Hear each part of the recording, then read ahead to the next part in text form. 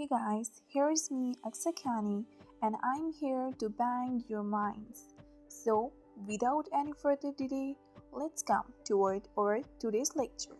Hey, but before this, if you want to stay tuned with me, please click the subscribe button and hit the bell icon so that you can get my every new coming video. Let's move on.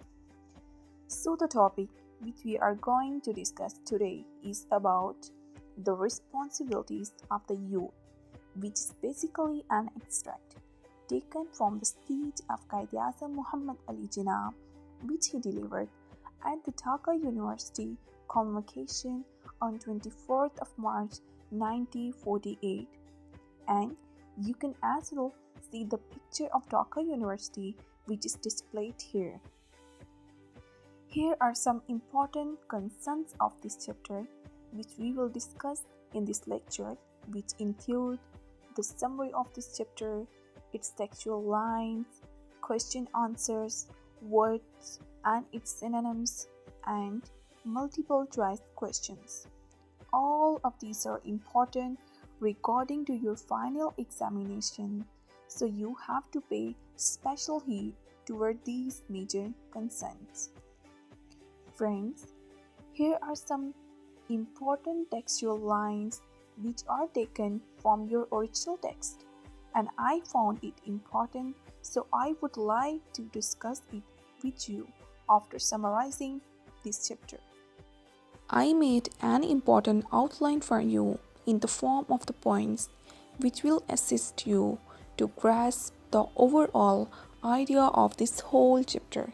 The first one is Jinnah's address or convocation at Dhaka University on 24th of March 1948. The second one, a productive and socially conscious youth of Jinnah.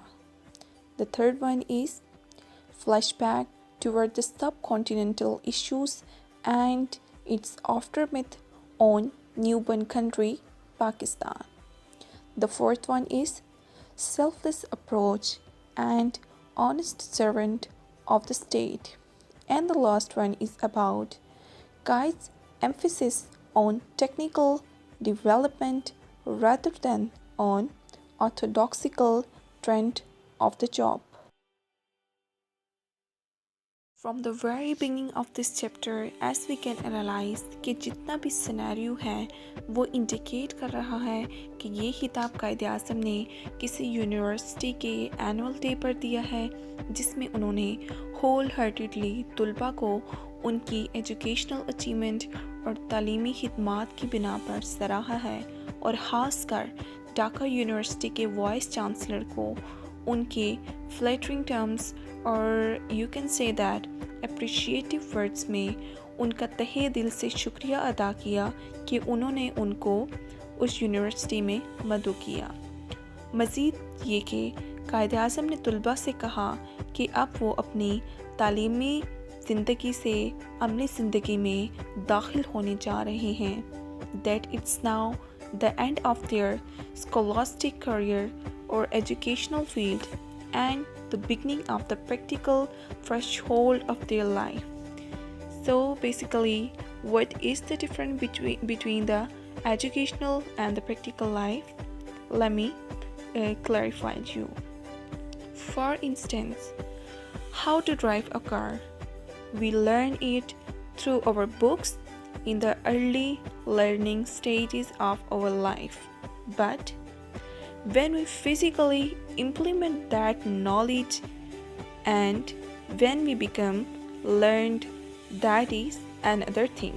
So it's a journey from learning to a learned, जिसका कायद-ए-आज़म ने यहाँ जिक्र किया और कहा कि वो अब एक आज़ाद खुद मुख्तार हुकूमत के बाशिंदे हैं.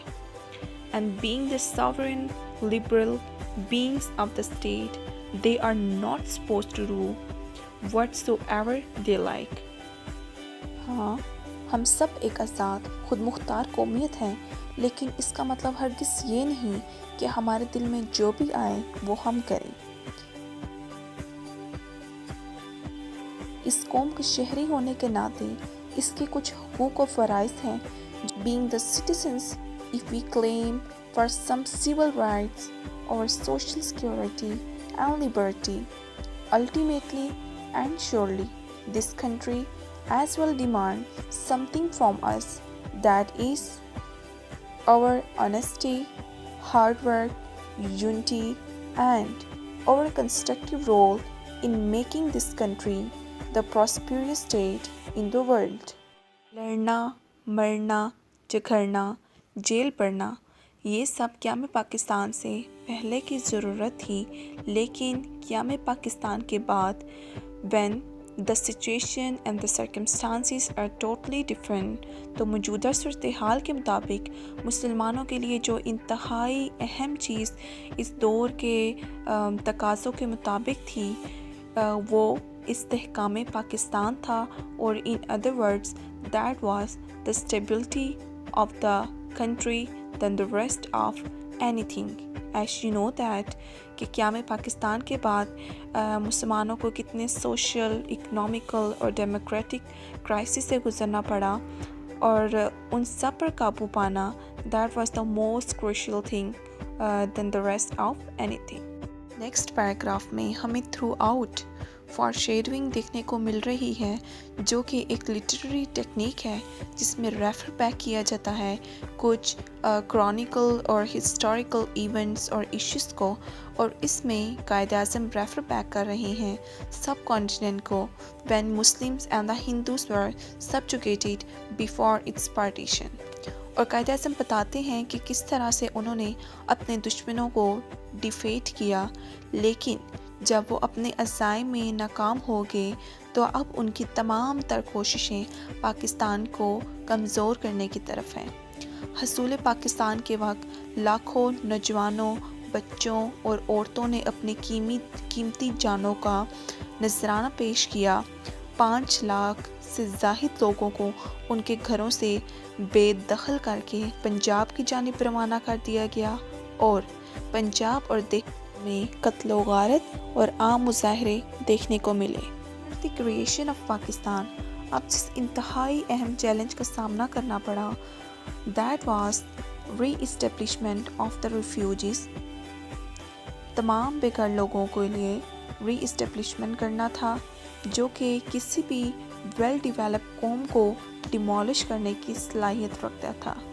But with the grace of God and with Kite's great farsightedness, he tackled with this great monster.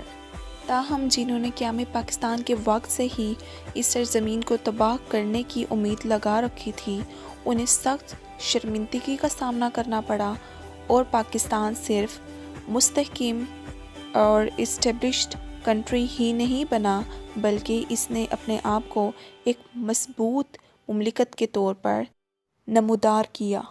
उन्होंने तुलबा को उनकी ज़िम्मेदारियों से रोशनास करवाते हुए कहा कि उन्हें खुफिया एजेंट्स से और सेल्फिश लोग जो कि इस मुल्क के इत्तेहाद या यूनिटी को नुकसान पहुंचाना चाहते हैं, उनसे होशियार रहना चाहिए, और फर्दरमोर उन्हें इस बात को लेकर जजमेंटल होना चाहिए कि उनमें से कौन ट्रू, ऑनेस्ट और selfless servant of this country हैं समझी जाती थी।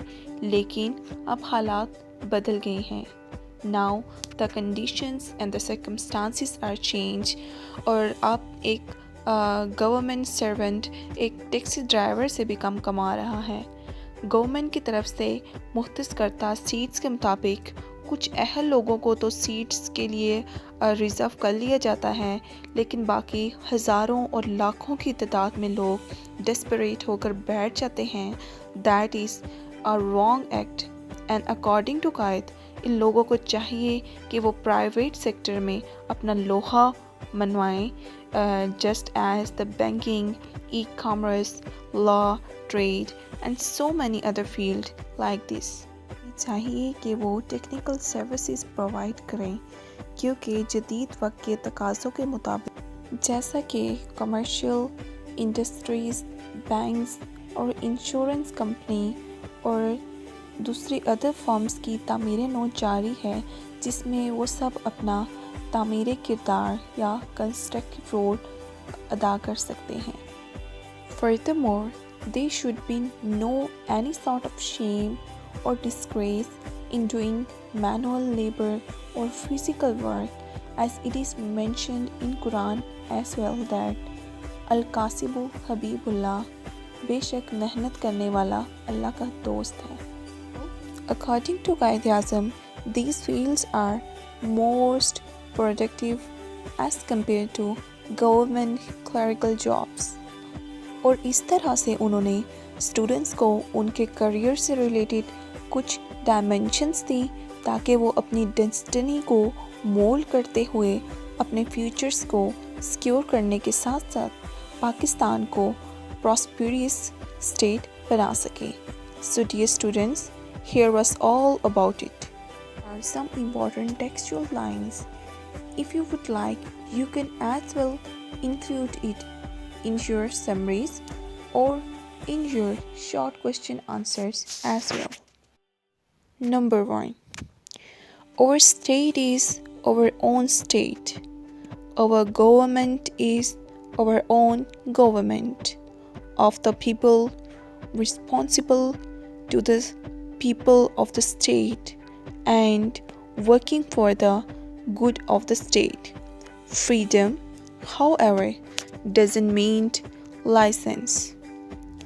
Work as a united and a disciplined nations. The need of the hour is a constructive spirit rather than militant spirit.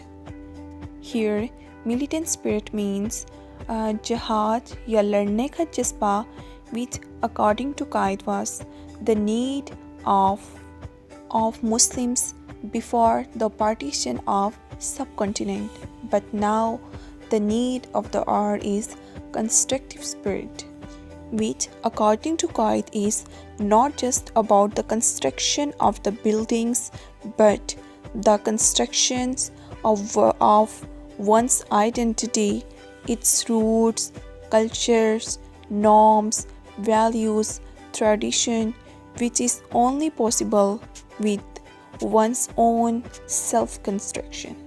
And the last one is, be aware of the fifth columnist among ourselves. A fifth column is basically any group of people who undermine a regular group or state from within. They are generally in favor of any enemy group or nations.